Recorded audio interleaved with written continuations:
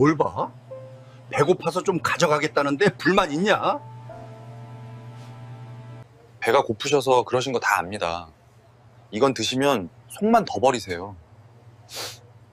넉마를 걸친 노숙인이 매대 깊숙이 숨겨진 고가의 양주를 품에 넣는 걸 보고도 알바생 민우는 경찰을 부르는 대신 따뜻한 도시락을 건넸습니다.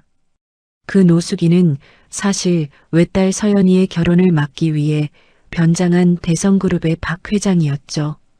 딸의 돈을 노리는 사기꾼인 줄로만 알았던 예비 사위의 손은 갈라져 터져 있었고 그가 밤마다 적어 내려가는 낡은 가계부에는 차마 입에 담지 못할 충격적인 비밀이 담겨 있었습니다.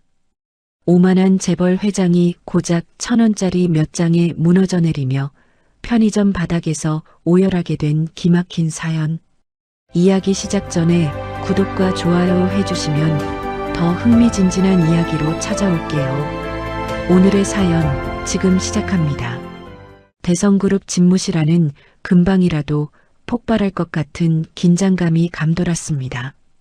박만호 회장이 책상 위에 놓인 유리컵을 손으로 쓸어버리며 소리쳤습니다. 박서연은 바닥에서 깨진 유리 파편을 보면서도 눈 하나 깜짝하지 않고 아버지를 똑바로 쳐다보았습니다. 박만호 회장이 붉게 충혈된 눈으로 박서연을 가리키며 말했습니다. 네가 정령 제정신이냐? 이름도 모르는 편의점 아르바이트생이랑 결혼을 하겠다고? 내 눈에 흙이 들어오기 전에는 절대로 안 된다. 박서연이 가방끈을 꽉 움켜쥐며 단호한 목소리로 대답했습니다. 아버지가 생각하시는 그런 사람 아니에요. 그 사람은 누구보다 성실하고 따뜻한 사람이에요. 제 결심은 변하지 않아요. 박만호 회장이 기가 찬다는 듯 헛웃음을 터뜨리며 다시 물었습니다. 성실? 따뜻? 돈 몇 푼에 비굴해지는 게 그 바닥놈들 생리다. 내가 직접 그놈 밑바닥이 어떤지 확인해 보마. 박서연이 눈물을 머금은 채 집무실 문을 거칠게 닫고 나갔습니다. 혼자 남은 박만호 회장은 거친 숨을 몰아쉬며 비서를 호출했습니다. 당장 내 차고에서 제일 낡은 옷을 가져와라. 그리고 며칠간 내 일정은 모두 취소해. 며칠 뒤 깊은 밤 박만호 회장은 악취가 진동하는 넝마 같은 옷을 걸치고 거리에 섰습니다. 헝클어진 머리에 얼굴에는 검은 칠까지 한 박만호 회장의 모습은 누가 봐도 영락없는 노숙인이었습니다. 박만호 회장은 이민우가 근무하는 편의점 유리문 앞으로 다가갔습니다. 박만호 회장이 문을 거칠게 밀고 들어가며 바닥에 침을 뱉었습니다. 매장 안에는 이미 소란이 벌어지고 있었습니다. 술에 잔뜩 취한 중년 남성이 계산대 앞에서 유모차를 흔들며 삿대질을 하고 있었습니다. 취객이 유모차 안에서 잠든 아기 하늘이에게 소주병을 들이대며 소리를 질렀습니다. 야, 이 조그만 게 왜 여기서 자고 있어? 응? 술이나 한 잔 받아라. 이민우가 취객의 팔을 붙잡으며 다급하게 말했습니다. 손님, 이러시면 안 됩니다. 아이가 놀라요. 제발 진정하시고 밖으로 나가주세요. 취객이 이민우의 멱살을 잡으며 주먹을 휘둘렀습니다. 네가 뭔데 나한테 이래라 저래라야? 이 거렁뱅이 같은 놈아. 이민우는 취객의 주먹이 얼굴에 꽂히는 순간에도 한 손으로는 유모차를 꽉 고정했습니다. 취객이 던진 술병이 바닥에 떨어져 요란한 소리를 내며 깨졌습니다. 이민우는 본능적으로 아기 하늘이의 눈을 가리고 몸으로 파편을 막아냈습니다. 구석에서 이 광경을 지켜보던 박만호 회장의 눈썹이 움찔거렸습니다. 이민우가 취객의 팔을 부드럽게 감싸주며 낮은 목소리로 말했습니다. 손님, 밖으로 나가서 저랑 이야기하시죠. 아이가 깨면 많이 웁니다. 이민우는 취객을 달래어 매장 밖으로 부축해 나갔습니다.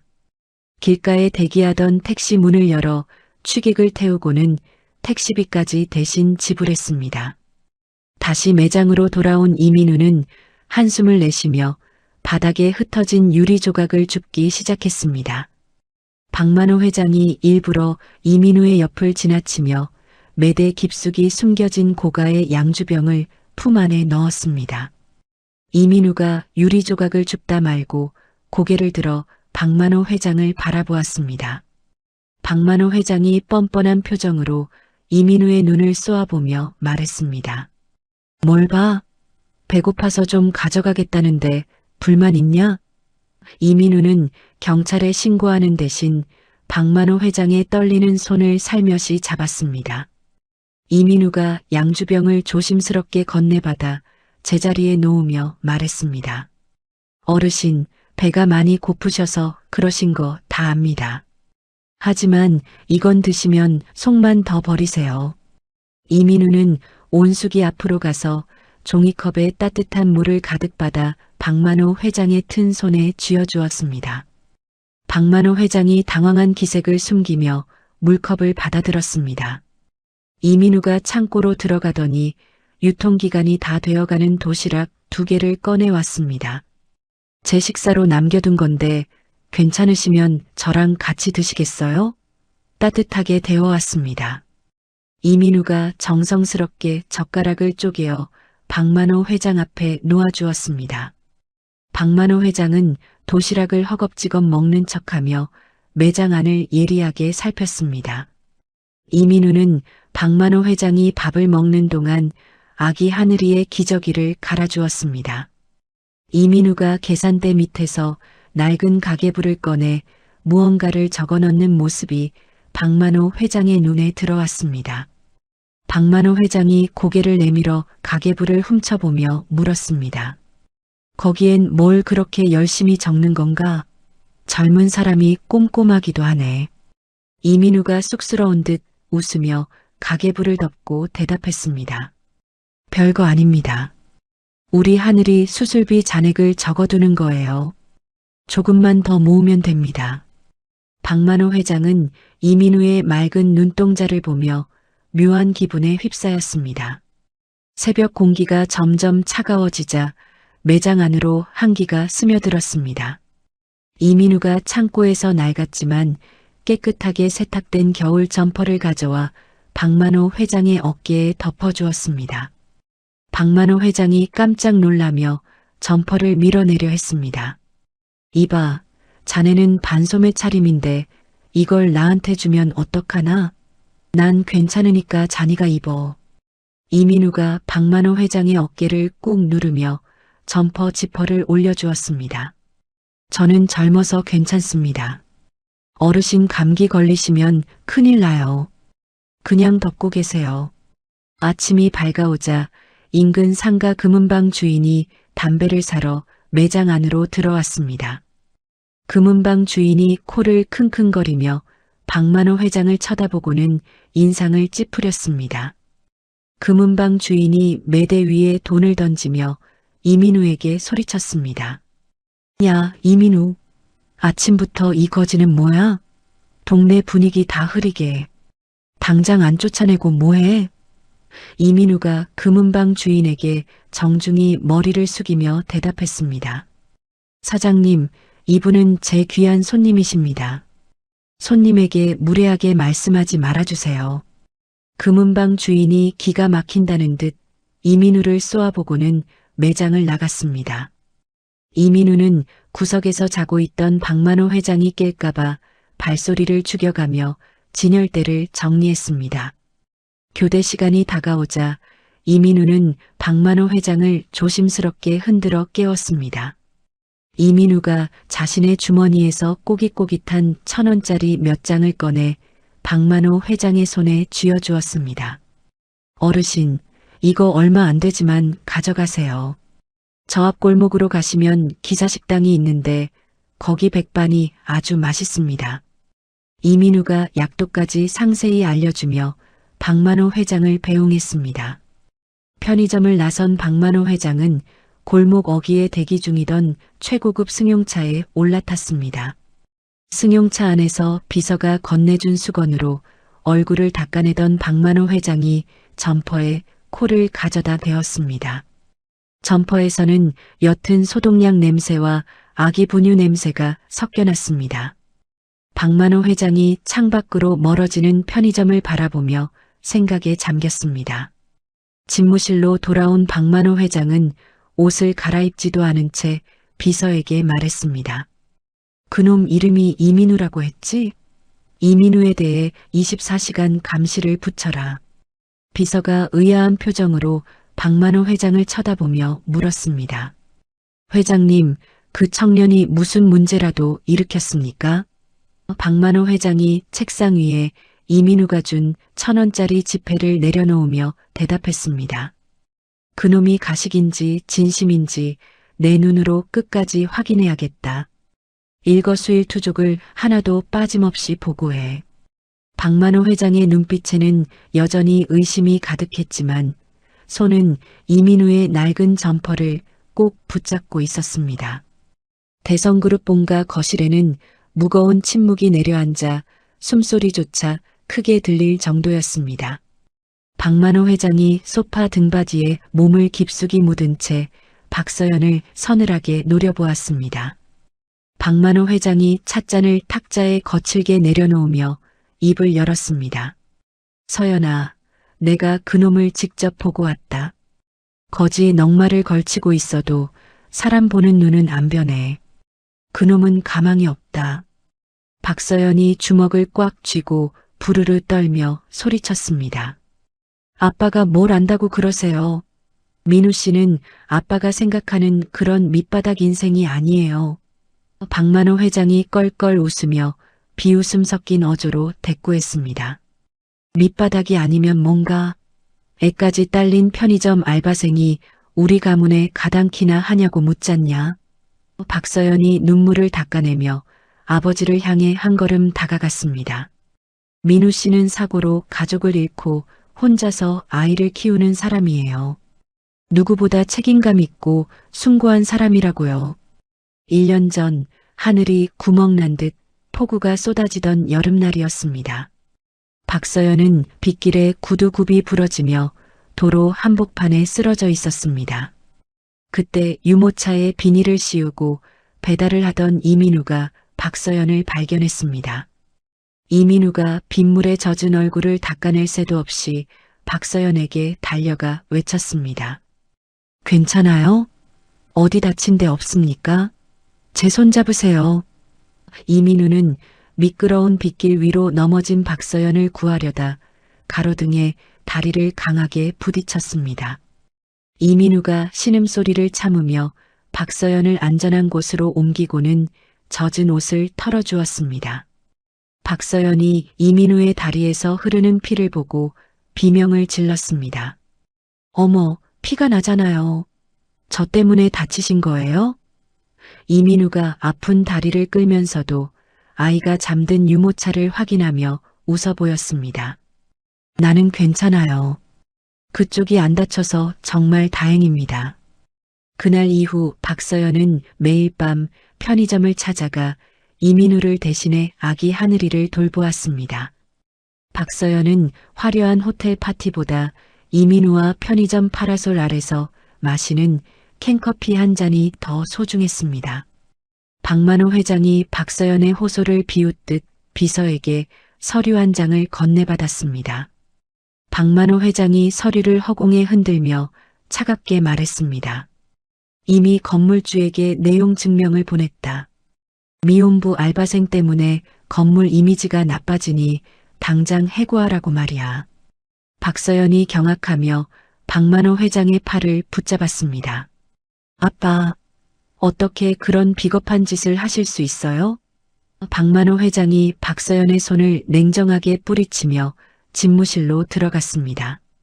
이민우가 일하는 편의점 앞은 이미 아수라장이었습니다.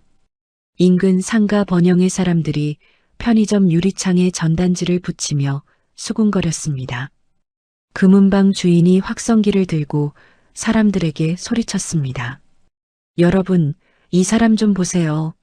부잣집 딸 꼬셔서 팔자 고치려는 꽃뱀이 여기 있습니다. 상가 아주머니 한 분이 이민우의 얼굴에 전단지를 던지며 침을 뱉었습니다. 동네 물 흐리지 말고 당장 떠나. 애까지 내세워서 구걸하는 꼴이라니. 이민우는 아무 말 없이 고개를 숙인 채 묵묵히 전단지를 떼어냈습니다. 그날 오후 박만호 회장은 정체를 숨긴 채 호텔 라운지로 이민우를 불러냈습니다. 최고급 양복을 입은 박만호 회장이 10억 원이 적힌 수표를 탁자 위에 올렸습니다. 박만호 회장이 거만한 자세로 다리를 꼬고 이민우를 내려다보며 말했습니다. 이게 네가 평생 편의점에서 일해도 못 만질 돈이다. 당장 서연이 곁을 떠나서 지방으로 내려가. 이민우가 수표와 박만호 회장의 얼굴을 번갈아 보며 입술을 깨물었습니다.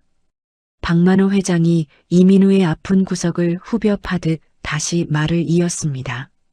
가난한 아비 밑에서 저 아이가 어떤 미래를 맞이할지 생각해봐라. 저 아이 인생까지 망칠 셈이냐? 이민우가 떨리는 손으로 수표를 집어들어 박만호 회장 앞으로 조심스럽게 돌려주었습니다. 이민우가 떨리지만 단호한 목소리로 박만호 회장에게 대답했습니다. 회장님, 저에게 서연 씨는 돈으로 환산할 수 없는 삶의 이유이자 구원입니다. 제안은 거절하겠습니다. 분노한 박만호 회장이 탁자 위에 있던 물컵을 집어들어 이민우의 얼굴에 끼얹었습니다. 물이 뚝뚝 떨어지는 이민우의 얼굴을 보며 박만호 회장이 독설을 퍼부었습니다. 네가 가진 그 알량한 자존심이 결국 아이를 굶기게 될 거다. 두고 봐라. 호텔을 나선 이민우는 비틀거리는 걸음으로 편의점을 향해 걸어갔습니다. 퇴근길 골목 어귀에서 대기하던 상가 사람들이 이민우의 길을 가로막았습니다. 건장한 사내 한 명이 이민우가 끌던 유모차를 거칠게 밀치며 소리쳤습니다. 아직도 안 나갔어? 우리 동네 수준 떨어진다고 몇 번을 말해. 유모차가 옆으로 쓰러지려 하자 이민우가 온몸을 날려 유모차를 감싸 안았습니다. 이민우가 바닥을 기며 사람들의 다리를 붙잡고 애원했습니다. 죄송합니다. 제가 다 잘못했습니다. 제발 아이만은 건드리지 말아주세요. 그때 박서연이 달려와 상인들을 밀쳐내며 소리를 질렀습니다. 지금 뭐 하시는 거예요? 이 사람한테 손대지 마세요. 박서연이 울면서 이민우를 일으키려 했지만 이민우는 박서연의 손을 차갑게 뿌리쳤습니다. 이민우가 눈에 초점을 잃은 채 박서연을 바라보며 나지막이 말했습니다. 서연 씨, 제발 가세요. 당신이 여기 있으면 내가 더 비참해집니다. 박서연이 이민우의 유니폼 소매를 붙잡으며 울먹였습니다. 민우 씨, 왜 그래요? 내가 도와줄게요. 우리 같이 이겨낼 수 있잖아요. 그날 밤 이민우가 편의점에서 야간 근무를 서고 있을 때였습니다. 유모차 안에서 자고 있던 아기 하늘이의 얼굴이 빨갛게 달아오르기 시작했습니다. 이민우가 아이의 이마를 짚어보고는 쏘스라치게 놀라며 중얼거렸습니다. 불덩이잖아. 하늘아, 정신 차려봐. 아빠가 금방 약 사올게. 이민우는 해열제를 구하기 위해 편의점 문을 잠글 새도 없이 밖으로 뛰쳐나갔습니다. 하지만 약국 문은 이미 닫혀 있었고 이민우는 비를 맞으며 거리를 헤맸습니다. 겨우 약을 구해 돌아온 이민우 앞에 편의점 점주가 팔짱을 낀 채 서 있었습니다. 편의점 점주가 이민우의 가슴을 손가락으로 찌르며 차갑게 통보했습니다. 근무 중에 무단 이탈이라니. 너 때문에 매장 털릴 뻔했어. 오늘부로 해고니까 당장 나가. 이민우가 점주의 발 아래 무릎을 꿇고 젖은 목소리로 빌었습니다. 점주님, 아이가 아파서 그랬습니다. 한 번만 용서해 주세요. 갈 곳이 없어요. 점주는 냉정하게 이민우를 밀쳐내고 셔터를 내려버렸습니다. 박만호 회장은 검은 차 안에서 이 모든 광경을 지켜보며 차가운 미소를 지었습니다. 박만호 회장이 시거를 입에 물며 비서에게 나직하게 속삭였습니다. 이제 곧 무릎을 꿇고 나를 찾아오겠지. 가난은 자존심보다 무서운 법이니까. 하지만 이민우는 박만호 회장에게 가는 대신 빗줄기가 쏟아지는 공원 벤치에 앉았습니다. 이민우는 아이를 품에 꼭 안고 체온으로 아이를 녹이며 수첩을 꺼냈습니다. 이민우가 눈물과 빗물로 얼룩진 종이 위에 펜을 꾹꾹 눌러쓰기 시작했습니다. 서연 씨, 당신에게 나는 어울리지 않는 사람입니다. 부디 나를 잊고 행복하세요. 이민우의 손등 위로 굵은 눈물방울이 떨어져 글씨가 번져갔습니다. 이민우는 편지를 가슴 포켓에 넣고는 텅 빈 거리를 향해 힘없이 걸음을 옮겼습니다. 어두운 밤하늘에서는 그치지 않는 빗소리만이 이민우의 흐느낌을 대신하고 있었습니다. 박서연은 민우의 연락이 닿지 않자 빗속으로 뛰쳐나가 그의 이름을 목 놓아 불렀습니다. 하지만 돌아오는 것은 차가운 바람소리와 멀리서 들려오는 경적 소리뿐이었습니다. 이민우는 자신을 부르는 박서연의 목소리를 뒤로 한 채 어둠 속으로 완전히 사라졌습니다.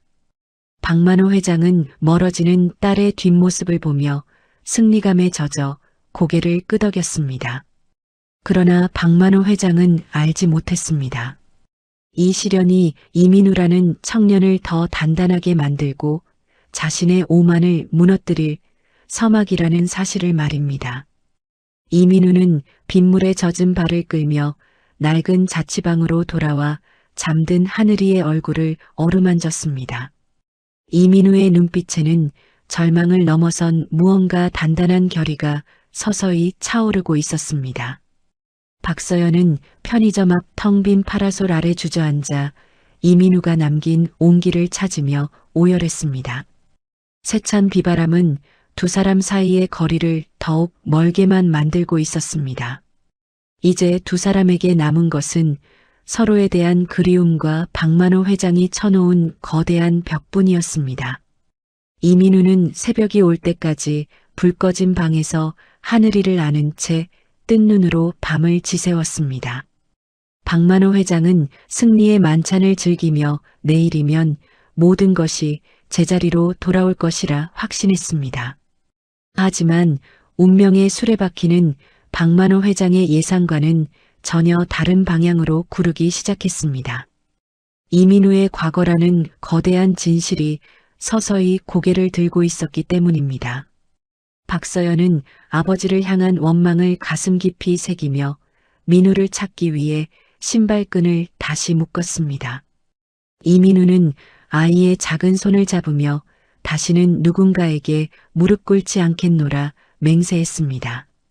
어둠이 가장 짙은 새벽, 이민우의 눈동자 속에는 새로운 불꽃이 타오르고 있었습니다. 대성그룹 집무실안은 차가운 정적이 흐르고 있었습니다.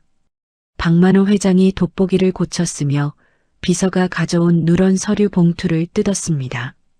서류를 한 장씩 넘기던 박만호 회장의 손등에 굵은 힘줄이 돋아났습니다.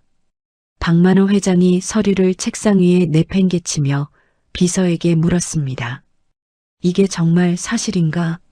이민우가 정말로 그 유명했던 천재 투자 전문가였다는 말이냐? 비서가 허리를 깊게 숙이며 떨리는 목소리로 대답했습니다. 네, 회장님. 이민우 씨는 대학을 수석으로 졸업하고 미국 유명 금융가에서도 인정받던 수재였습니다. 모든 기록이 일치합니다. 박만호 회장이 창밖을 멍하니 바라보며 나지막이 응조렸습니다. 그런 녀석이 왜 이런 밑바닥에서 넉마를 걸치고 있었단 말인가?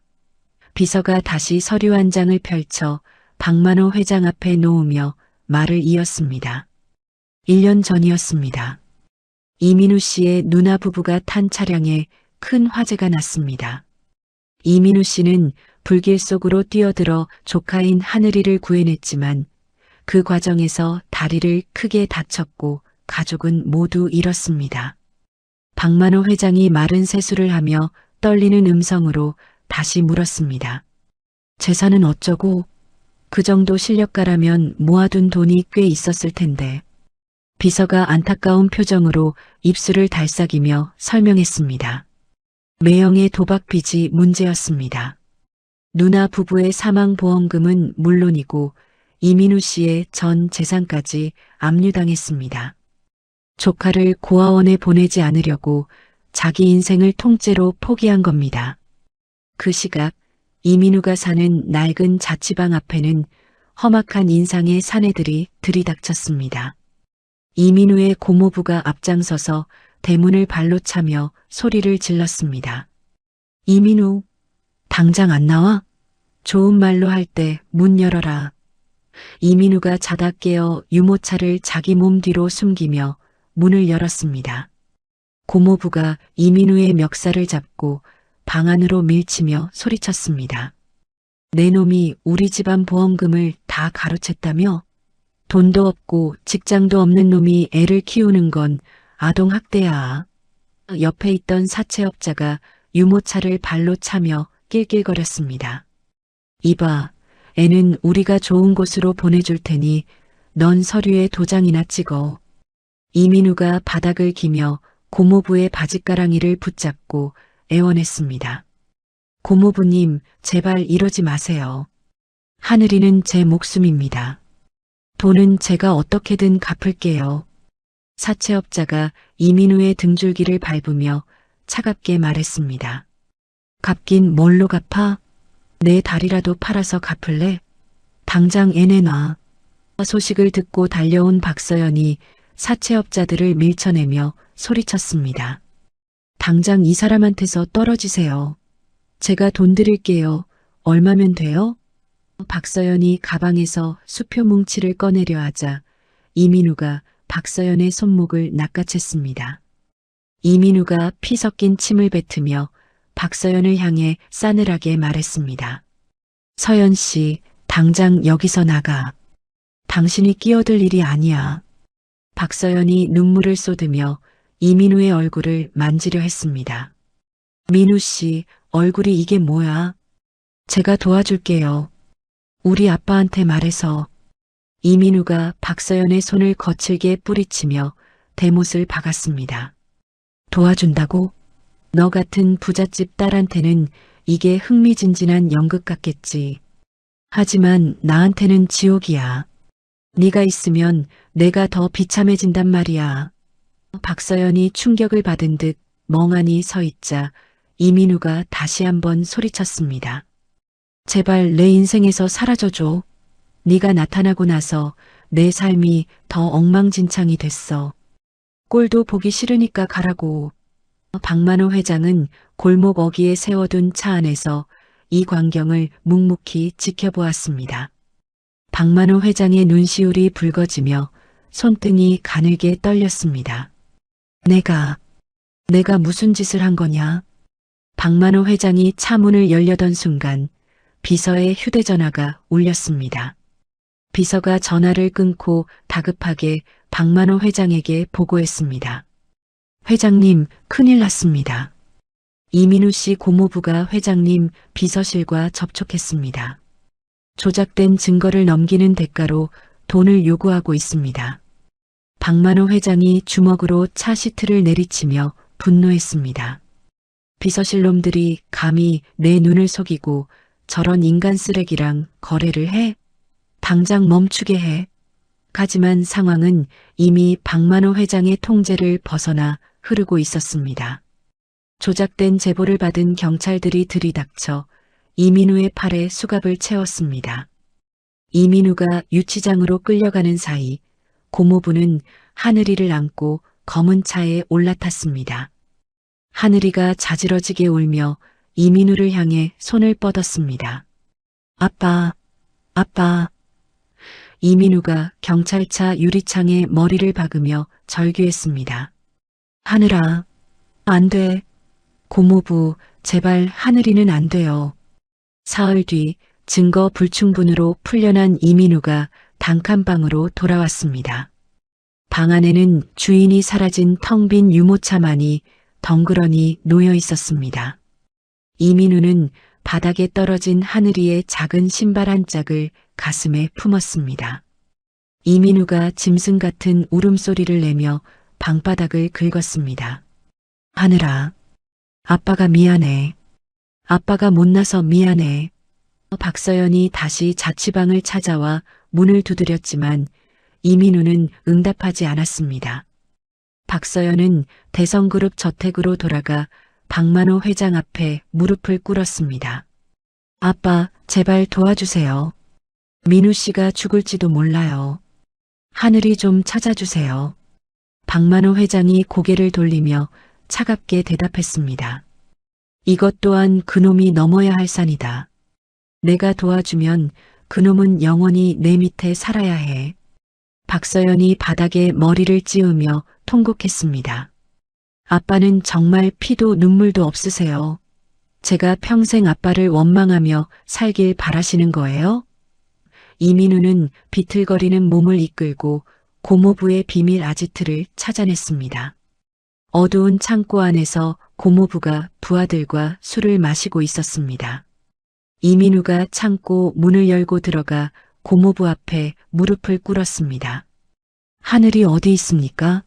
제발 돌려주세요. 뭐든 시키는 대로 하겠습니다. 고모부가 이민우의 머리채를 잡고 몽둥이로 등을 사정없이 내리쳤습니다. 이 새끼가 어디서 눈을 부릅떠? 야, 서류 가져와. 고모부가 이민우의 앞에 두꺼운 서류 뭉치를 던졌습니다. 서연이랑 영원히 헤어지겠다는 각서, 그리고 이건 내장기 기증 서약서다. 어때? 사인하면 애가 어디 있는지 알려주지. 이민우가 피칠갑이 된 손으로 펜을 잡으며 눈물을 흘렸습니다. 사인하겠습니다. 사인할 테니 제발 우리 하늘이만 살려주세요. 고모부가 광기 어린 웃음을 터뜨리며 이민우의 머리를 발로 짓밟았습니다. 진작 이럴 것이지. 천재 펀드 매니저라더니 별거 아니구만. 창고 밖 어둠 속에서 박만호 회장이 이 모든 대화를 도청기를 통해 듣고 있었습니다. 박만호 회장은 주머니 속에서 이민우가 주었던 꼬깃꼬깃한 1,000원짜리 지폐를 꺼냈습니다. 지폐에는 소독약 냄새와 민우의 땀 냄새가 여전히 배어 있었습니다. 박만호 회장이 지폐를 꽉 쥐며 눈을 감았습니다. 내 오만이 저 청년을 사지로 몰아넣었구나. 이제는 내가 갚을 차례다. 박만호 회장이 비서에게 낮은 목소리로 지시를 내렸습니다. 보안팀 전원 집결시켜라. 단 한 명도 살려보내지 마라. 그리고 내 딸 서연이에게 연락해. 곧 좋은 소식이 있을 거라고. 박만호 회장이 차에서 내려 창고를 향해 걸어가기 시작했습니다.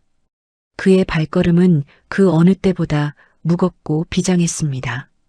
창고 안에서는 이민우의 신음소리가 점점 잦아들고 있었습니다. 박만호 회장이 창고 문을 거칠게 열어젖히며 소리쳤습니다. 그 더러운 손 당장 치우지 못해. 고모부와 사채업자들이 놀라 고개를 돌렸고 그곳에는 분노로 이글거리는 박만호 회장이 서 있었습니다. 이민우가 희미해지는 의식 속에서 박만호 회장을 바라보며 힘없이 미소 지었습니다. 어르신, 오셨군요. 이민우는 그 말을 끝으로 바닥으로 쓰러졌습니다. 박만호 회장이 쓰러진 이민우를 품에 안으며 오열했습니다. 미안하다, 민우야. 용서해라.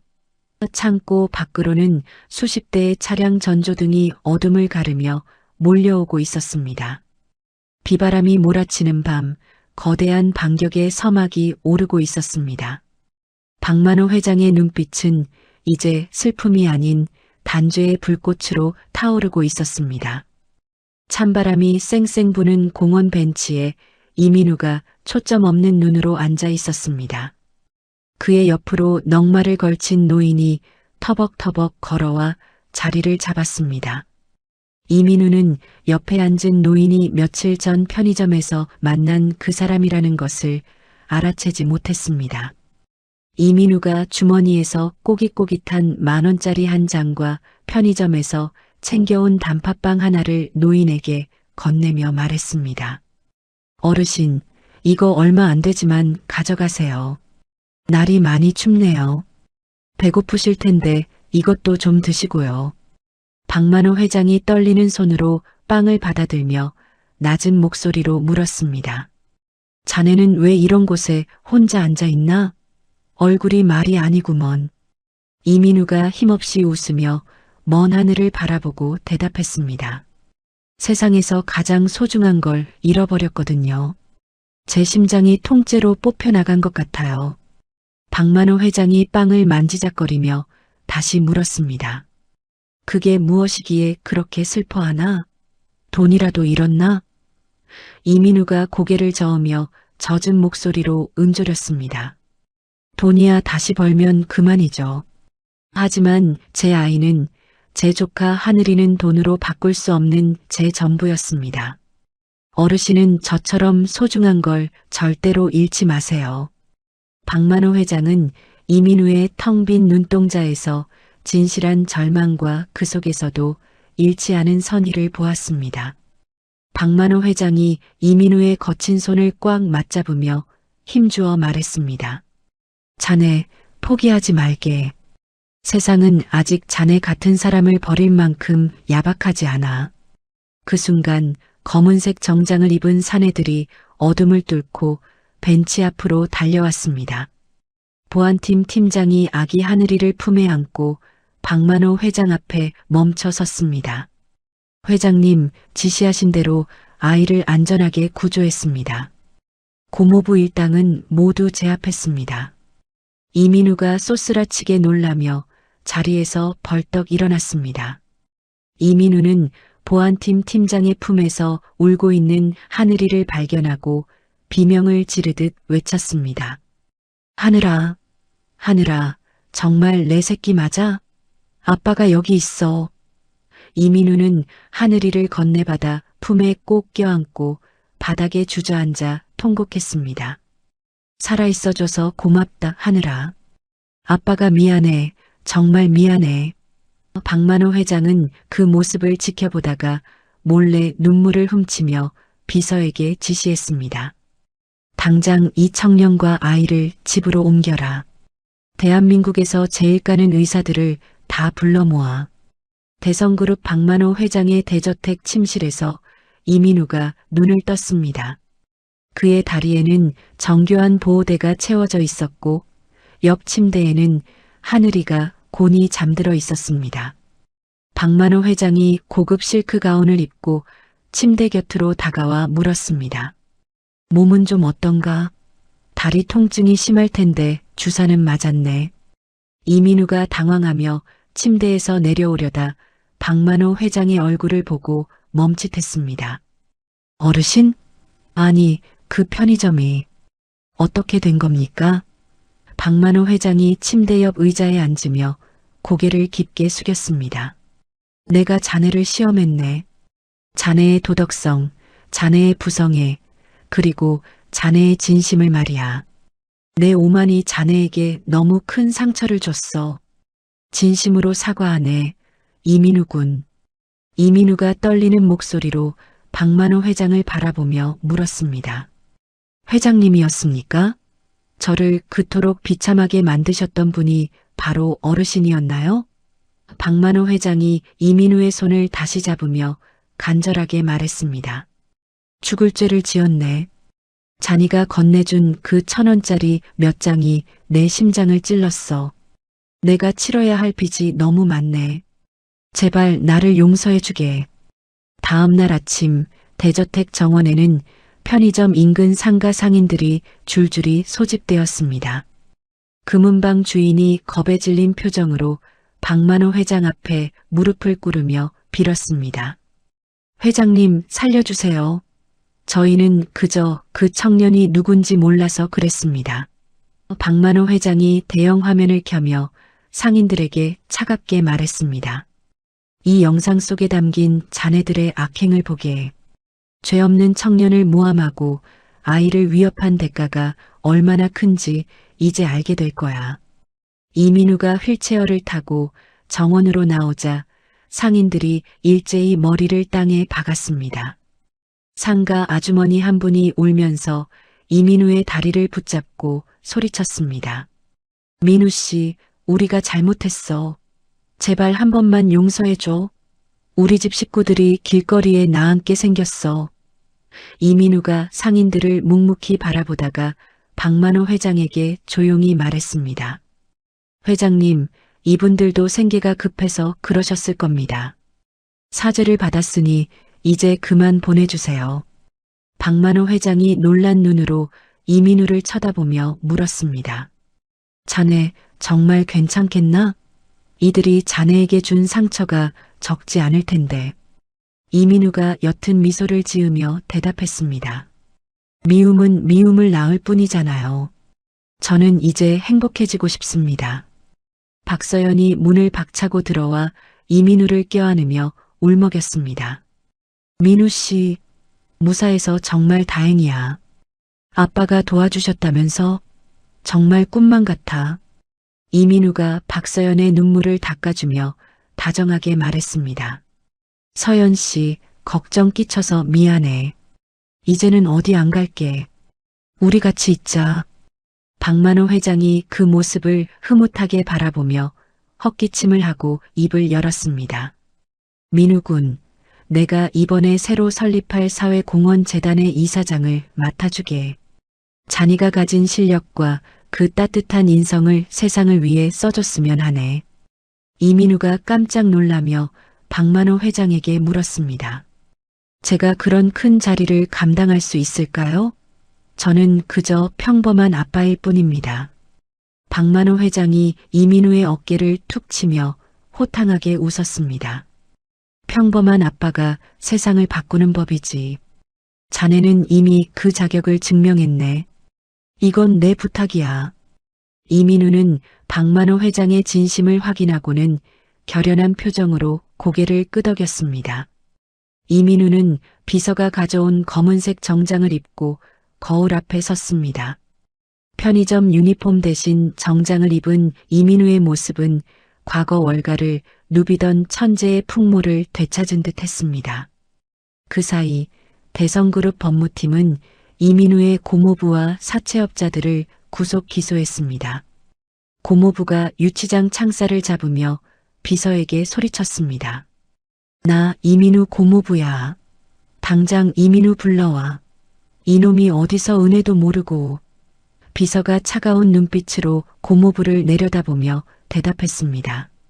이민우 이사장님은 이제 당신 같은 사람을 상대하지 않습니다. 법의 심판이나 달게 받으세요.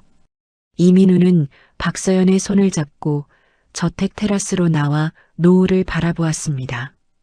이민우가 박서연에게 나지막이 약속했습니다. 서연아, 이제는 도망치지 않을게. 내가 너와 하늘이를 지킬 수 있을 만큼 강해질게. 박서연이 이민우의 어깨에 머리를 기대며 행복하게 웃었습니다. 응, 민우 씨. 나도 민우 씨 옆에서 절대 안 떨어질 거야. 우리 이제 진짜 가족이 되는 거지? 대성그룹 사내 게시판에는 이민우의 과거 영웅담과 엘리트 시절 기록이 올라왔습니다. 반대하던 임원들이 회의실에서 수군거리며 박만호 회장에게 물었습니다. 회장님, 정말 저 청년에게 재단을 맡기실 겁니까? 검증이 더 필요한 것 아닙니까? 박만호 회장이 탁자를 내리치며 임원들을 매섭게 쏘아보았습니다. 내 오만함을 일깨운 청년이고 내 딸이 선택한 사람이다. 이보다 확실한 검증이 어디 있나? 불만 있으면 지금 당장 사표 쓰고 나가. 임원들은 박만호 회장의 기세에 눌려 일제히 입을 다물었습니다. 하지만 대성그룹의 주요 주주 중 한 명인 김 이사가 어두운 복도에서 전화를 걸었습니다. 김 이사가 비열한 웃음을 지으며 수화기에 대고 속삭였습니다. 박만호가 미친 모양이야. 그놈의 과거 트라우마를 건드려. 사고 당시 기록을 다시 파헤쳐서 언론에 뿌려. 새로운 음모의 그림자가 이민우와 박서연의 행복 위로 서서히 들이우고 있었습니다. 이민우는 아무것도 모른 채 잠든 하늘이의 이마에 입을 맞추며 내일을 준비했습니다. 박만호 회장은 거실에 걸린 가족 사진을 보며 다시는 이 평화를 깨지 않겠노라 다짐했습니다. 전환점을 맞이한 이들의 운명은 이제 더 큰 파도를 향해 나아가고 있었습니다. 이민우는 책상 위에 놓인 재단 설립 기획안을 훑어보며 눈빛을 반짝였습니다. 박서연은 민우를 위해 정성껏 준비한 선물을 만지며 수줍게 미소 지었습니다. 밤하늘의 별들이 이들의 새로운 시작을 축복하듯 밝게 빛나고 있었습니다. 조용해진 저택 안으로 내일을 알리는 시계 소리만이 규칙적으로 울려 퍼졌습니다. 이민우의 손은 이제 더 이상 떨리지 않았고 그의 가슴에는 희망이라는 뜨거운 불꽃이 타오르고 있었습니다. 박만호 회장은 집무실 불을 끄며 길고 길었던 하루를 마무리했습니다. 이제 곧 시작될 거대한 싸움을 앞두고 폭풍 전야의 고요함이 저택을 감싸 안았습니다. 이민우는 창밖을 보며 자신의 이름을 나직하게 불러보았습니다. 이민우, 이제 시작이야. 절대로 뒤돌아보지 마. 어둠 속에서도 그의 눈동자는 그 어느 때보다 강인하게 빛나고 있었습니다. 대성그룹 본사 대강당은 취임식을 축하하러 온 수많은 인파와 기자들로 발 디딜 틈이 없었습니다. 이민우가 단상 위에 올라 마이크 앞에 서자 우레와 같은 박수 소리가 쏟아졌습니다. 이민우가 긴장한 기색 없이 환한 미소를 지으며 청중을 향해 고개를 숙였습니다. 이민우가 단호하면서도 따뜻한 목소리로 취임사를 시작했습니다. 저는 오늘 이 자리에서 약속합니다. 대성사회공헌재단은 단순히 돈을 나누는 곳이 아닙니다. 절망의 끝에 선 이들에게 다시 일어설 수 있는 용기와 희망의 손길을 내미는 든든한 울타리가 되겠습니다. 기자들이 앞다투어 카메라 셔터를 눌러대며 질문을 쏟아냈습니다. 한 기자가 이민우를 향해 손을 번쩍 들며 크게 물었습니다. 이민우 이사장님, 과거 월가에서의 화려한 경력을 포기하고 편의점 아르바이트생으로 지내셨던 시간이 억울하지 않으십니까? 이민우가 질문한 기자를 똑바로 바라보며 여유롭게 대답했습니다. 전혀 그렇지 않습니다. 그 낡은 편의점에서 저는 사람의 온기를 배웠고 제 조카 하늘이를 지킬 수 있는 법을 배웠습니다. 그 시간이 없었다면 지금의 저도 없었을 겁니다. 박만호 회장이 객석 맨 앞줄에 앉아 이민우의 당당한 모습을 보며 연신 고개를 끄덕였습니다.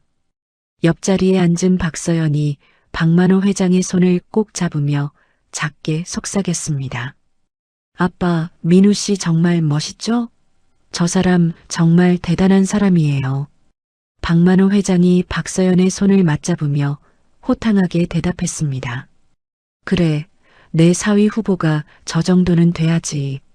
네가 사람 하나는 정말 잘 봤어. 취임식을 성공적으로 마친 며칠 뒤, 네 사람은 소박한 시골 마을로 여행을 떠났습니다. 박만호 회장은 평소의 엄격한 양복 대신 편안한 면바지에 앞치마를 두르고 마당에 섰습니다.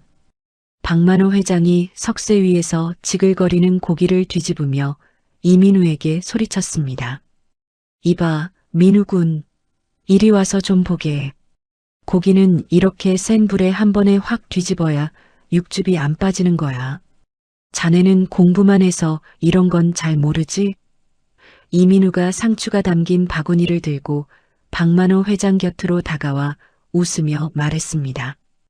회장님, 제가 고기 굽는 법은 편의점에서 폐기 도시락 데우는 것보다 더 자신 있습니다. 제가 구울 테니 가서 좀 쉬세요. 박만호 회장이 집게를 든 손을 휘저으며 이민우의 제안을 단칼에 거절했습니다. 아니야, 오늘은 내가 요리사야. 회장 소리 좀 그만하게. 여기선 그냥 자네 장인어른 될 사람 아닌가. 민우군, 자네도 편하게 장인어른이라고 불러보게나. 박서연이 옆에서 방울토마토를 입에 넣으며 까르르 웃음을 터뜨렸습니다.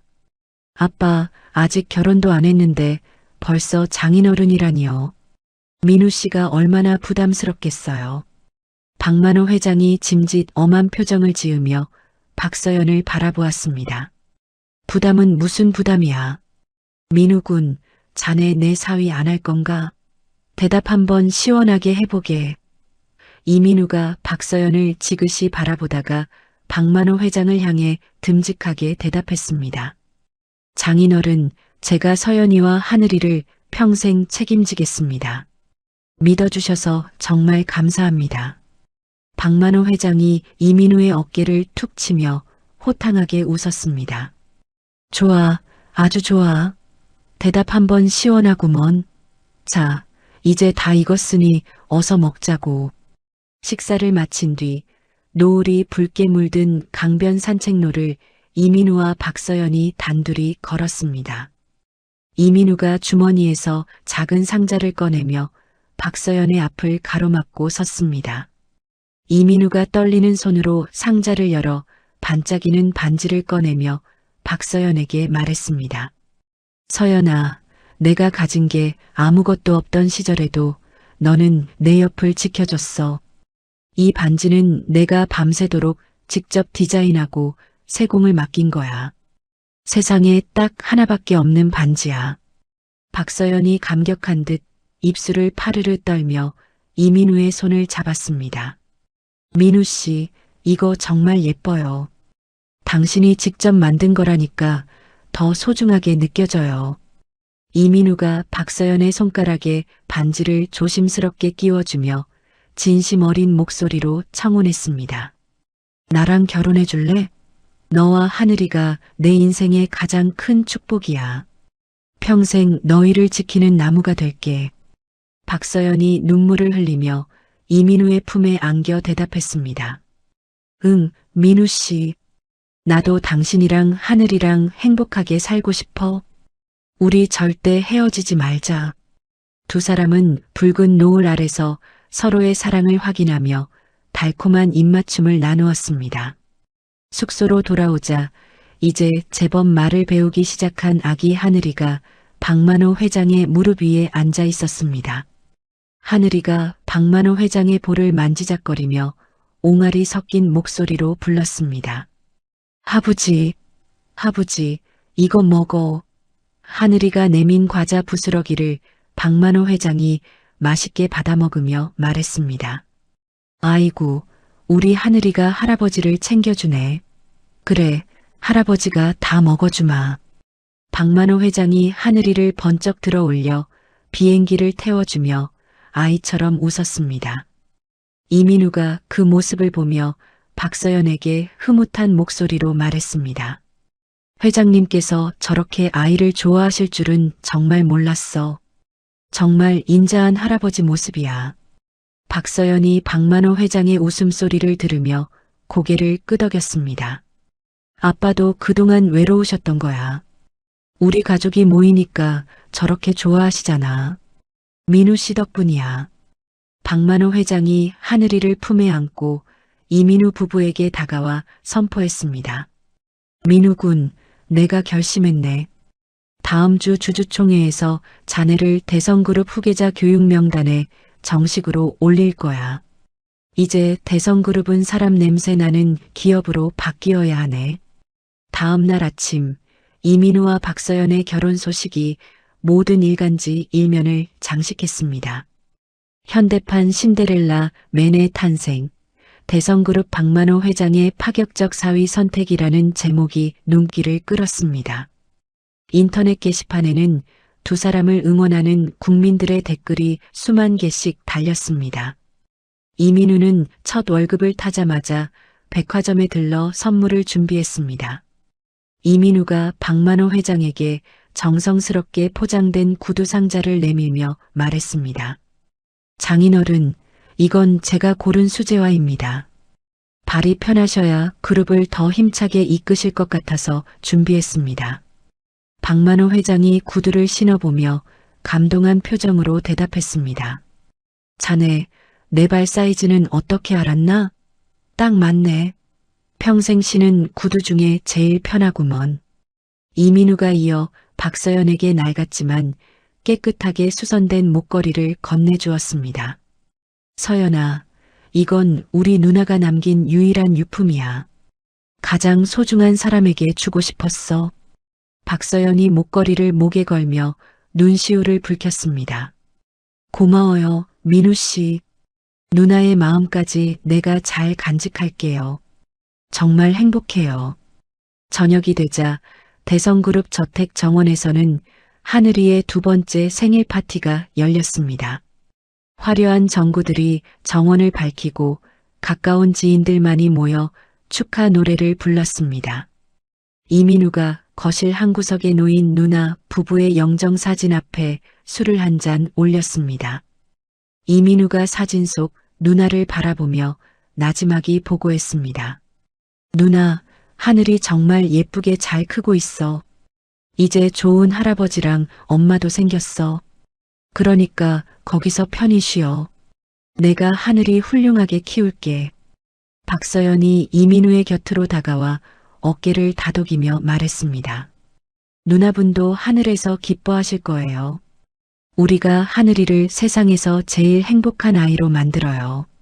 하늘이가 생일 케이크에 촛불을 불어 끄자 모두가 박수를 치며 환호했습니다. 박만호 회장이 샴페인 잔을 들어 올리며 건배 제의를 했습니다.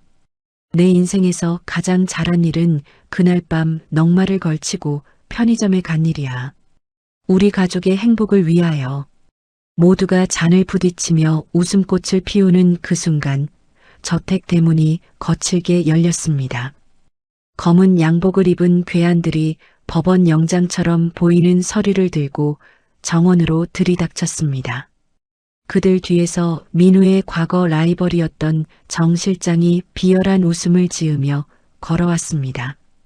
정 실장이 이민우를 향해 손가락질하며 차가운 목소리로 소리쳤습니다.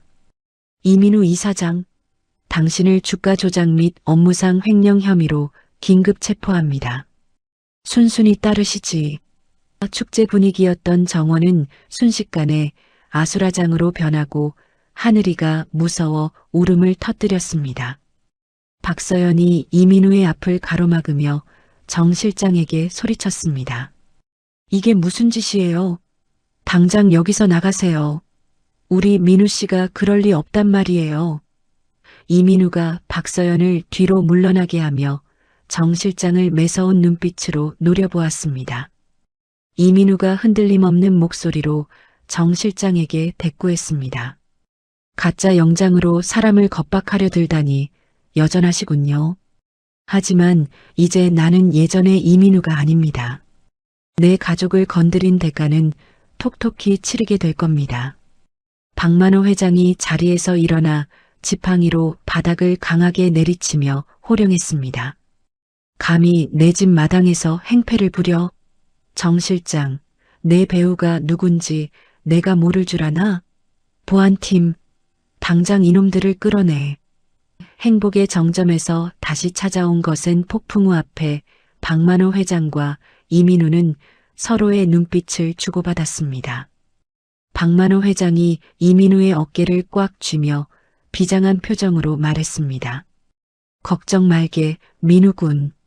이제는 내가 자네의 방패가 되어주마. 저런 잡배들한테 우리 가족을 내줄 순 없지.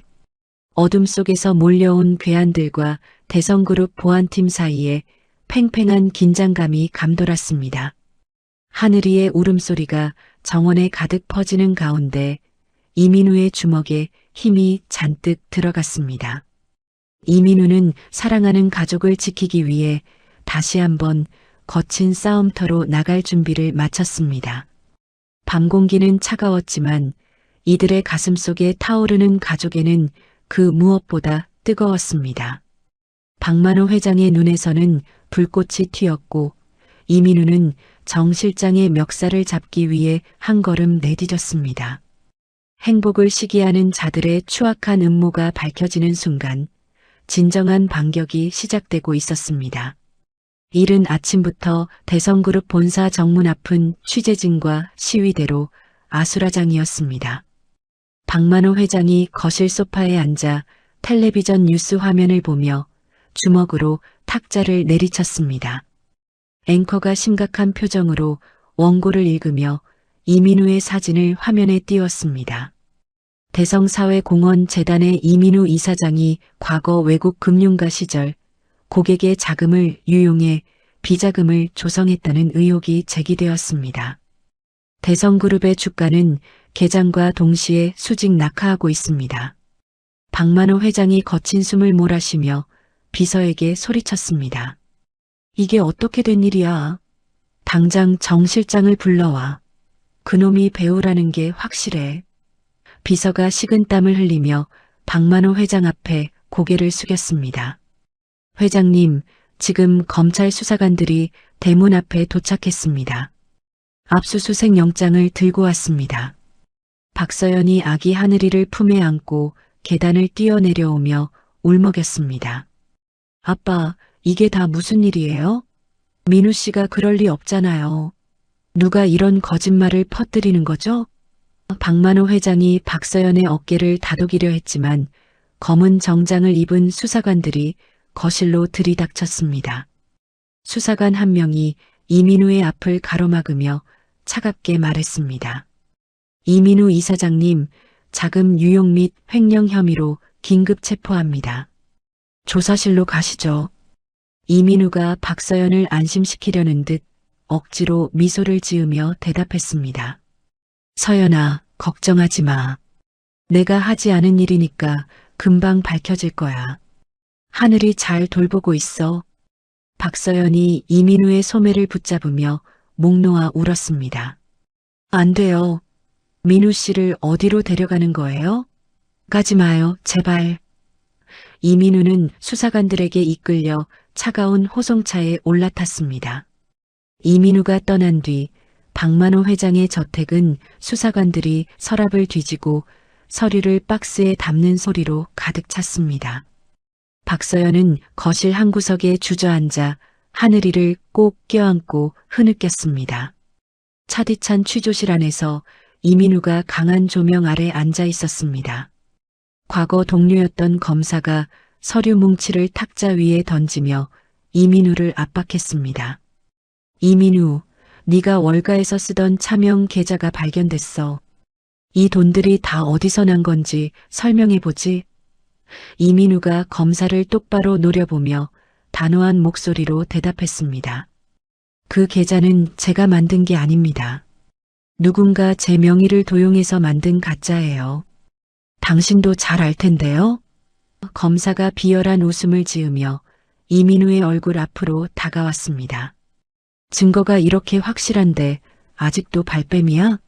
네가 순순히 자백해야 내 조카랑 박서연이 무사할 거야. 안 그래? 이민우가 주먹을 꽉 쥐며 떨리는 목소리로 소리쳤습니다. 내 가족은 건드리지 마. 당신 배우에 정 실장이 있다는 거 모를 줄 알아? 검사가 이민우의 뺨을 툭툭 치며 차갑게 대꾸했습니다. 배우가 누구든 상관없어. 국민들은 이미 너를 살인자보다 더한 사기꾼으로 보고 있으니까. 그 시각 병원 응급실 앞은 박서연의 비명소리로 가득했습니다. 아기 하늘이가 갑자기 고열과 함께 몸을 뒤틀며 발작을 일으켰습니다. 의사가 다급하게 간호사들을 부르며 하늘이를 처치실로 옮겼습니다. 박서연이 의사의 가운을 붙잡으며 눈물로 애원했습니다. 선생님, 제발 우리 하늘이 좀 살려주세요. 갑자기 왜 이러는 거죠? 의사가 심각한 표정으로 박서연을 바라보며 빠르게 말했습니다. 과거 사고로 인한 뇌 손상 후유증이 나타난 것 같습니다. 지금 당장 긴급 수술을 하지 않으면 생명이 위험합니다. 보호자 동의서가 필요해요. 박서연이 떨리는 손으로 서류를 받아들었을 때 고모부가 병원 복도 끝에서 걸어왔습니다. 고모부가 비열한 표정으로 박서연의 앞을 가로막으며 말했습니다. 서연 양, 그 수술 동의서 내가 써줄 수 있는데 어때? 대신 조건이 있어. 박서연이 고모부를 밀쳐내려 하며 소리를 질렀습니다. 당신이 여길 왜 와? 당장 나가. 우리 하늘이한테 손대지 마. 고모부가 주머니에서 서류 한 장을 꺼내 박서연의 눈앞에 흔들었습니다. 이건 대성그룹 경영권 포기 서약서야. 여기에 서명하면 내가 친권자로서 수술에 동의해주지. 시간이 얼마 없어. 아이가 죽어가는 게 안 보여? 박서연은 절망적인 선택의 기로에서 바닥에 주저앉아 통곡했습니다. 어떻게 인간이 이럴 수 있어요? 아이 목숨을 가지고 장사하는 거예요? 고모부가 낄낄거리며 박서연의 머리칼을 만지려 했습니다. 이게 다 박만호 회장이 자초한 일이야. 그 노인네만 아니었어도 우리가 이렇게까지 안 했지. 그때 병원 복도 전광판에서 뉴스 속보가 흘러나왔습니다. 대성그룹 본사 앞에서 주주들이 민우와 아이를 비난하며 화형식을 거행하고 있었습니다. 사기꾼 이민우는 물러가라. 사기꾼에게 회사를 맡길 수 없다. 시위대의 거친 함성 소리가 병원 복도까지 들리는 듯 했습니다. 박서연은 하늘이의 수술 장비가 병원으로 들어오지 못하게 정 실장이 방해하고 있다는 소식까지 듣게 되었습니다. 취조실에서 이민우는 미친 듯이 벽을 머리로 들이받으며 울부짖었습니다. 나가게 해줘. 우리 하늘이가 죽어가고 있단 말이야. 제발 한 번만 보내줘. 검사가 냉정하게 이민우를 의자에 다시 앉히며 말했습니다. 자백해. 그럼 병원에 보내주지. 네가 모든 죄를 인정한다고 말 한마디만 하면 돼. 이민우가 눈을 감고 과거의 기억들을 미친 듯이 복기하기 시작했습니다. 그는 문득 자신이 쓰던 전용 단말기의 보안 코드가 변경되었던 날을 떠올렸습니다. 이민우가 검사의 명패를 낚아채 책상 위를 긁으며 소리쳤습니다. 범인은 내부 조력자야. 내 사무실 금고 뒤에 숨겨진 녹음기를 찾아봐. 정 실장과 당신들이 공모한 내용이 거기 다 들어있어. 이민우의 갑작스러운 확신에 검사의 눈동자가 심하게 흔들렸습니다. 이민우는 그 틈을 타 책상 위의 전화기를 낚아채 박만호 회장에게 전화를 걸었습니다. 장인어른, 사무실 금고 뒤를 확인하세요. 진범은 정 실장입니다. 그리고 하늘이 수술. 제발 도와주세요. 박만호 회장은 이민우의 전화를 받자마자 보안팀을 이끌고 본사로 출동했습니다. 동시에 이민우는 증거가 확보되었다는 소식과 함께 극적으로 유치장에서 풀려났습니다. 이민우는 경찰서를 뛰쳐나와 비를 뚫고 자신의 차에 올라탔습니다. 이민우가 운전대를 꽉 쥐고 가속 페달을 밟으며 혼잣말을 내뱉었습니다. 하늘아, 조금만 기다려. 아빠가 지금 가고 있어. 제발 무사히 견뎌줘. 하지만 병원 근처 교차로에서 검은색 트럭 한 대가 이민우의 차를 향해 돌진했습니다. 고모부가 보낸 차량이 이민우의 차 옆구리를 거칠게 들이받았습니다. 이민우의 차가 몇 바퀴를 구르며 전복되었고 주변은 순식간에 정적에 휩싸였습니다. 부서진 차 안에서 피투성이가 된 이민우가 떨리는 손으로 안전벨트를 풀었습니다. 이민우가 깨진 창문 틈으로 기어나오며 바닥을 긁었습니다. 이민우의 다리는 이미 제 기능을 못할 정도로 꺾여 있었지만 그는 멈추지 않았습니다. 이민우가 피 묻은 가방을 끌어안으며 병원 로비를 향해 기어갔습니다. 지나가던 사람들이 비명을 지르며 피투성이가 된 이민우를 바라보았습니다. 이민우가 병원 자동문 앞에 도착해 마지막 힘을 다해 소리쳤습니다. 하늘이, 우리 아기, 아빠가 왔어. 제발 하늘이를 살려주세요. 이민우는 그 말을 남긴 채 차가운 병원 바닥에 머리를 박고 의식을 잃었습니다. 박만호 회장이 로비로 뛰어들어오다 그 광경을 목격하고 절규했습니다. 민우야, 이민우, 정신 차려라. 이놈아, 죽으면 안 돼. 수술실 안에서는 하늘이의 심장 박동 그래프가 점점 평평해지고 있었습니다. 간호사가 급하게 뛰어나와 박서연과 박만호 회장에게 소리쳤습니다. 혈액 공급이 부족합니다. 특수 혈액형이라 지금 당장 수혈할 사람이 없어요. 수술을 중단해야 합니다. 박서연이 바닥에 주저앉아 머리를 쥐어뜯으며 오열했습니다. 안 돼. 하늘아. 엄마가 미안해. 제발 누가 우리 아기 좀 살려주세요. 박만호 회장이 자신의 소매를 걷어붙이며 의료진의 팔을 붙잡았습니다. 내 피를 뽑아. 내 피가 그 아이랑 같을 거야. 당장 내 몸에 바늘을 꽂으란 말이야. 의료진들이 당황하며 박만호 회장을 말렸지만 박만호 회장의 눈빛은 광기에 가까운 절박함으로 가득했습니다. 어두운 병원 복도에는 박서연의 처절한 울음소리와 박만호 회장의 고함만이 메아리치고 있었습니다. 모든 희망이 사라져가는 듯한 그 순간 수술실 문 위의 붉은 조명만이 비정하게 빛나고 있었습니다. 이민우는 응급실 침대 위에서 산소 마스크를 쓴 채 사선을 넘나들고 있었습니다. 박만호 회장은 차가운 바닥에 무릎을 꿇고 하늘을 향해 주먹을 불끈 쥐었습니다. 신이시여, 제발 저 어린 생명과 저 청년을 데려가지 마소서. 차라리 이 늙은 목숨을 가져가소서. 비바람은 더욱 거세게 병원 창문을 때렸고 이들의 운명은 가장 짙은 어둠 속으로 가라앉고 있었습니다. 박서연의 울음소리가 잦아들 무렵 수술실 안에서 무거운 침묵을 깨는 금속성 소리가 들려왔습니다. 생과 사의 갈림길에서 이들이 잡을 수 있는 밧줄은 이제 아무것도 남아있지 않은 듯 보였습니다. 박만호 회장은 떨리는 손으로 이민우가 주었던 1,000원짜리 지폐를 꺼내 가슴에 품었습니다. 병원 복도의 시계는 야속하게도 무거운 소리를 내며 다음 시간을 향해 흐르고 있었습니다. 과연 이 비극의 끝에 기적이라는 이름의 빛이 찾아올 수 있을지 병원의 밤은 깊어만 갔습니다. 수술실 앞 복도는 비정아리만큼 차가운 정적과 서늘한 공기로 가득 차 있었습니다. 박만호 회장이 수술실 문을 두드리며 울부짖는 박서연의 어깨를 꽉 움켜쥐었습니다.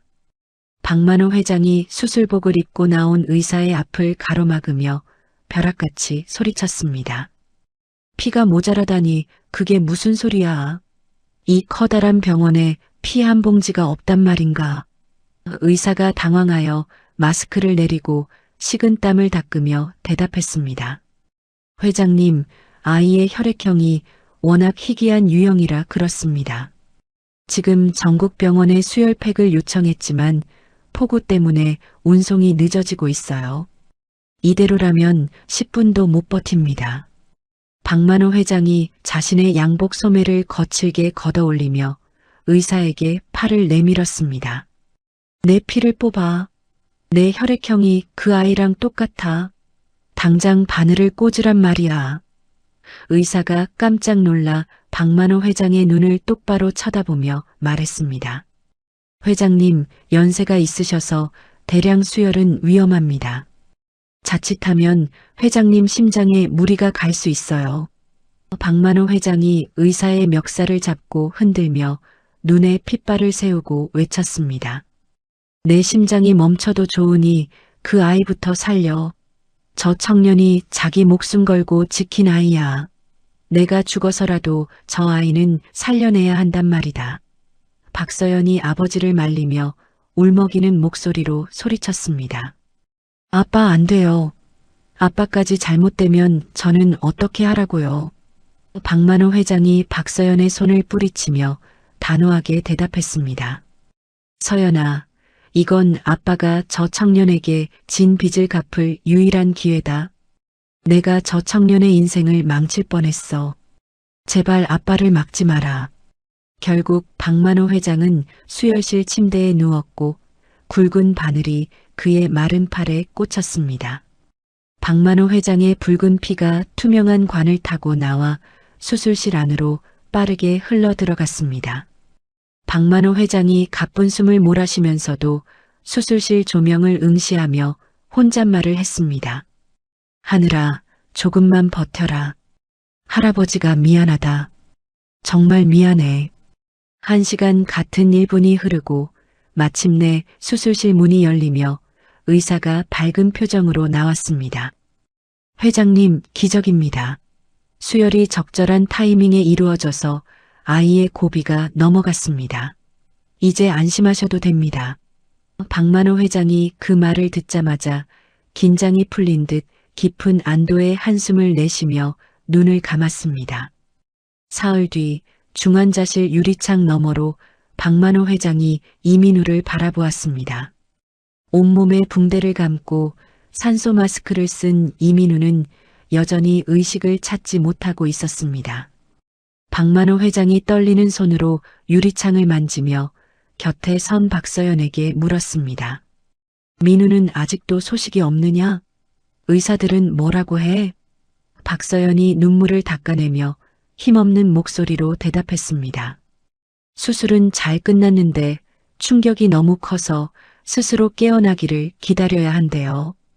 아빠, 민우 씨가 저러고 있는 게 다 저 때문인 것 같아서 가슴이 찢어져요. 박만호 회장이 갑자기 병원 복도 바닥에 무릎을 꿇고 주저앉았습니다. 박만호 회장이 바닥에 머리를 찌우며 오열하기 시작했습니다. 내가 너를 죽일 뻔했구나. 돈 몇 푼 가졌다고 세상을 다 가진 줄 알았던 이 못난 노인네를 용서해라. 민우야. 지나가던 간호사들과 환자들이 대성그룹 회장의 통곡 소리에 발걸음을 멈추고 쳐다보았습니다. 박만호 회장은 주머니에서 이민우가 편의점에서 건넸던 1,000원짜리 지폐를 꺼내 가슴에 묻었습니다. 그때 네가 준 따뜻한 도시락과 점퍼가 아니었다면 나는 진정한 인간의 향기가 무엇인지 평생 몰랐을 거다. 제발 일어나다오, 민우야. 박만호 회장은 곧바로 비서실을 소집하여 병원 복도에서 회의를 열었습니다. 박만호 회장이 차가운 눈빛으로 비서실장에게 명령했습니다. 24시간 주마. 정 실장과 그 고모부 놈의 뒤를 파헤쳐서 싹 다 잡아들여. 단 한 놈도 살려두지 마라. 내 모든 재산을 쏟아부어서라도 그놈들 인생을 지옥으로 만들어주마. 비서실장이 서류 가방을 챙기며 듬직하게 대답했습니다. 이미 모든 증거를 확보했습니다. 회장님.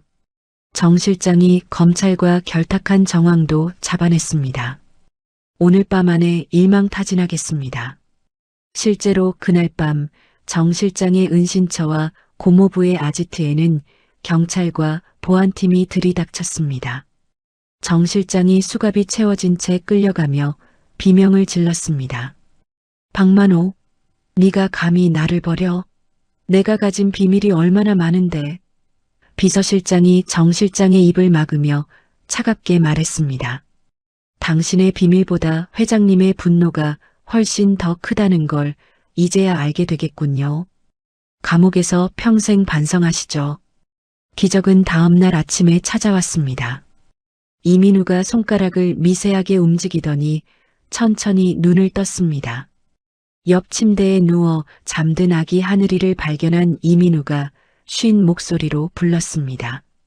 하늘아, 우리 하늘이, 괜찮니? 박서연이 비명을 지르며 이민우의 손을 꽉 잡았습니다. 민우 씨, 정신이 들어요? 저 보여요? 의사 선생님, 민우 씨가 깨어났어요. 이민우가 희미하게 미소 지으며 박서연의 눈물을 닦아주려 했습니다. 서연아, 울지 마. 나 괜찮아. 우리 아기는 수술 잘 된 거지? 박만호 회장이 병실 안으로 뛰어들어와 이민우의 손을 자신의 얼굴에 비비며 흐느꼈습니다. 고맙다, 민우야. 살아줘서 정말 고맙다. 네가 우리 가문의 진정한 영웅이다. 이민우가 박만호 회장을 바라보며 낮은 목소리로 대답했습니다. 회장님, 우리 하늘이에게 피를 수혈해 주셨다고 들었습니다. 우리 하늘이 몸에 회장님의 생명이 흐르고 있네요. 감사합니다. 박만호 회장이 고개를 저으며 이민우의 어깨를 토닥였습니다. 아니다. 네가 나를 사람으로 살게 해준 거다. 이제 네가 우리 대성그룹의 주인이다. 전국 뉴스는 이민우의 무죄와 헌신적인 부성애를 연일 보도했습니다. 진정한 아버지의 표본, 이민우 이사장의 감동 스토리라는 제목이 포털 사이트를 도배했습니다. 시위를 벌이던 주주들은 자신들의 잘못을 뉘우치며 대성그룹 본사 앞에 사죄의 현수막을 걸었습니다. 한 주주 대표가 카메라 앞에서 고개를 숙이며 말했습니다. 우리가 잠시 눈이 멀어 훌륭한 청년을 모함했습니다. 이민우 이사장님의 쾌유를 빌며 저희 주식 일부를 사회공헌재단에 기부하겠습니다. 과거 이민우를 괴롭혔던 상가 상인들도 병실을 찾아와 문 앞에 무릎을 꿇었습니다. 금은방 주인이 바닥을 긁으며 울먹였습니다. 민우 씨, 우리가 죽을 죄를 지었어. 제발 우리를 용서해줘. 우리가 너무 무식해서 그랬어. 이민우가 휠체어를 타고 나와 상인들을 일으켜 세우며 따뜻하게 말했습니다. 사장님, 증오보다 무서운 것은 서로에 대한 무관심입니다. 이제 서로를 돌보며 삽시다. 원망은 다 잊었습니다. 이민우의 넓은 도량에 상인들은 물론 병원 관계자들까지 모두 눈시울을 붉혔습니다. 일주일 뒤 대성그룹 본사 강당에서 정식 공동대표 취임식이 열렸습니다. 박만호 회장이 직접 이민우의 휠체어를 밀어 단상 위로 올렸습니다. 박만호 회장이 마이크를 잡고 전 직원을 향해 엄숙하게 선포했습니다. 오늘부터 이민우 군을 대성그룹의 공동대표로 임명합니다. 돈은 사람을 살릴 때만 가치가 있다는 진리를 이 청년이 제게 가르쳐 주었습니다. 이민우가 정장을 입고 단상에서 일어나 직원들을 향해 정중히 인사했습니다. 저는 이제 대성그룹의 이름으로 소외된 이들을 지키는 방패가 되겠습니다. 다시는 돈 때문에 눈물을 흘리는 사람이 없는 세상을 만들겠습니다. 박서연은 객석에서 건강을 회복해 아장아장 걷기 시작한 하늘이를 안고 환하게 웃었습니다. 하늘이가 이민우를 향해 손을 흔들며 크게 외쳤습니다. 아빠, 멋져. 아빠. 강당 안은 우레와 같은 박수 소리와 환호로 가득 찼습니다. 박만호 회장은 취임식을 마친 뒤 집무실 창밖을 보며 비서에게 말했습니다. 재산을 사회에 환원할 준비를 하게. 내가 가진 것들을 나누는 게 진정한 부자의 길이라는 걸 이제야 깨달았네. 비서가 감동한 눈빛으로 박만호 회장을 바라보며 대답했습니다. 회장님, 정말 훌륭한 결정이십니다. 이민우 대표님도 정말 기뻐하실 겁니다. 박만호 회장이 책상 위에 놓인 이민우의 낡은 겨울 점퍼를 어루만지며 웃었습니다. 이 점퍼 하나가 수조원의 재산보다 더 따뜻하다는 걸 누가 알겠나? 참으로 긴 여행이었어. 대성그룹은 이제 대한민국에서 가장 존경받는 기업으로 탈바꿈하고 있었습니다. 이민우와 박서연 그리고 하늘이는 이제 더 이상 폭풍우를 두려워하지 않았습니다. 그들의 뒤에는 든든한 산이 된 박만호 회장이 버티고 있었기 때문입니다. 시련을 견뎌낸 사랑은 그 어떤 보석보다 찬란하게 빛나고 있었습니다. 이민우는 서연의 손을 잡으며 다짐했습니다. 이제 우리에겐 행복할 일만 남았어. 절대로 이 손 놓지 않을게. 박서연이 대답 대신 이민우의 어깨에 고개를 기대며 평온한 새벽 하늘을 바라보았습니다. 밤이 지나고 찾아온 아침 햇살은 이들의 새로운 시작을 축복하듯 눈부시게 쏟아졌습니다. 박만호 회장의 인자한 웃음소리가 집무실 너머 복도까지 기분 좋게 울려 퍼졌습니다. 진정한 승리는 돈을 가진 자가 아니라 마음을 얻은 자의 것이었습니다. 모든 것이 제자리를 찾아가는 밤, 병원 복도에 남겨진 것은 처절한 울음소리가 아닌 희망의 멜로디였습니다. 이민우는 하늘 위를 번쩍 들어 올리며 세상에서 가장 행복한 아빠의 미소를 지었습니다. 박만호 회장은 그 모습을 보며 자신이 평생 모은 재산보다 더 값진 보물을 얻었음을 확신했습니다. 이제 대성그룹의 문 앞에는 비방의 전단지 대신 응원의 꽃다발이 가득 쌓여 있었습니다. 운명은 이들에게 가장 가혹한 시련을 주었지만 가장 아름다운 결실로 보답했습니다. 이민우는 조용히 눈을 감고 사고로 떠난 누나 부부를 떠올리며 속삭였습니다. 누나, 하늘이 정말 잘 키울게. 걱정 마. 바람결에 누나의 따뜻한 음성이 들려오는 듯한 착각이 들 정도로 평화로운 오후였습니다. 그들의 이야기는 이제 전설이 되어 사람들의 가슴속에 따뜻한 불빛으로 남았습니다.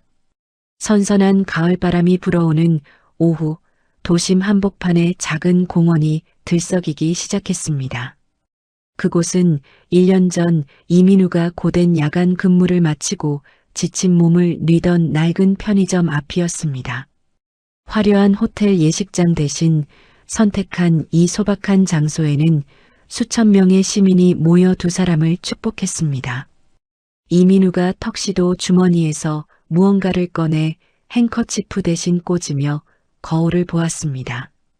박만호가 이민우의 어깨를 툭 치며 호탕하게 웃으며 물었습니다.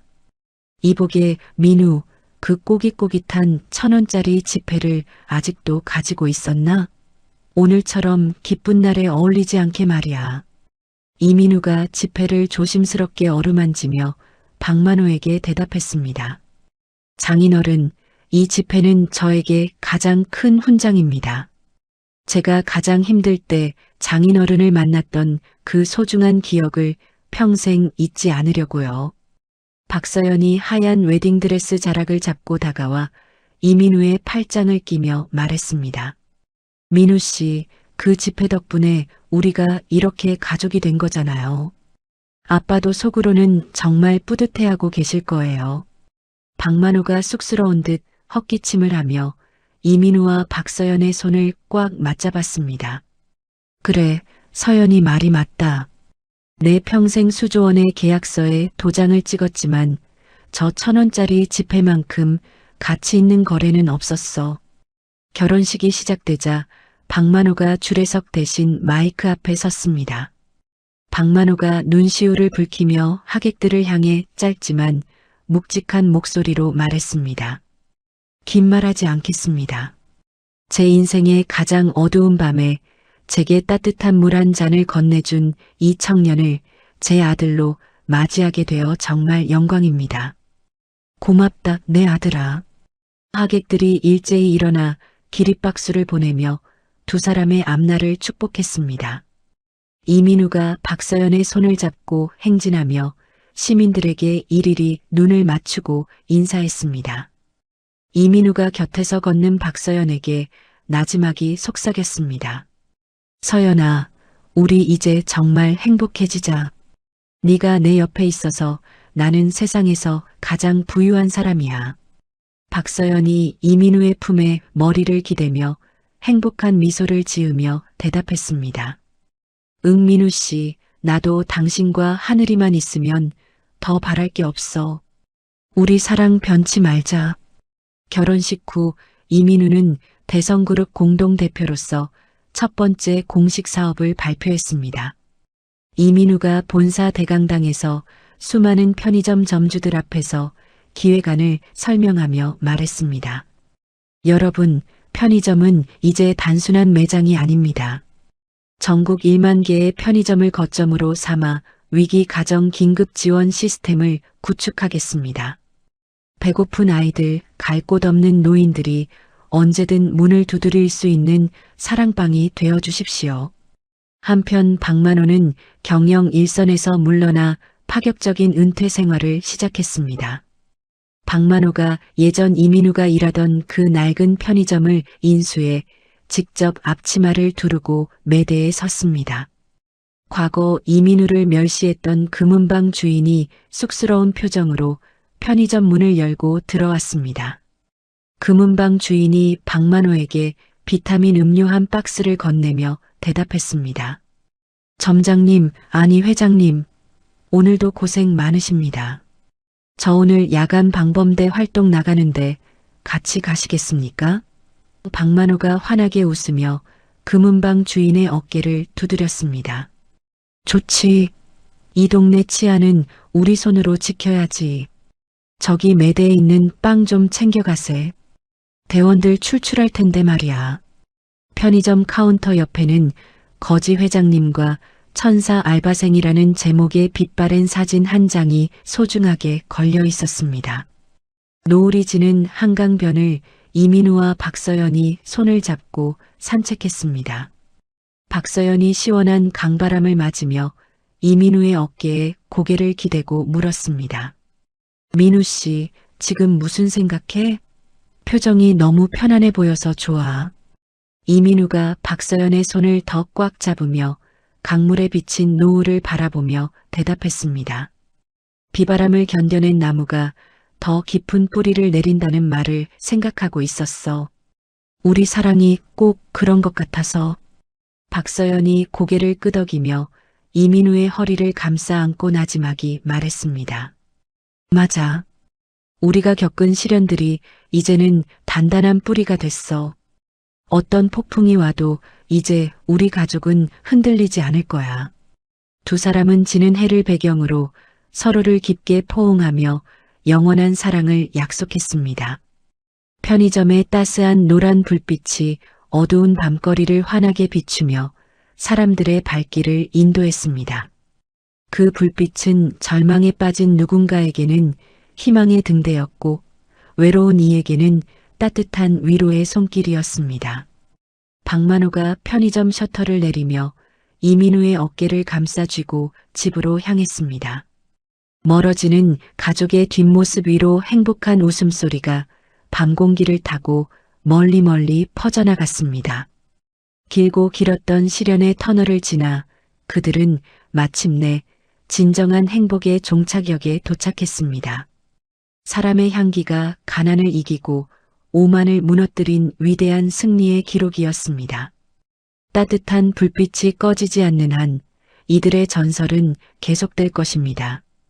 오늘도 편의점의 문은 누군가를 구원하기 위해 활짝 열려 있었습니다. 가족이라는 이름의 가장 아름다운 기적이 완성되는 순간이었습니다. 이야기를 끝까지 들어주셔서 감사합니다. 누군가의 이야기 속에서 당신의 마음이 쉬어갈 수 있길 바랍니다. 구독과 좋아요로 이 따뜻한 여정을 찬란 사연과 함께 해주세요. 다음 이야기에서 또 만나요.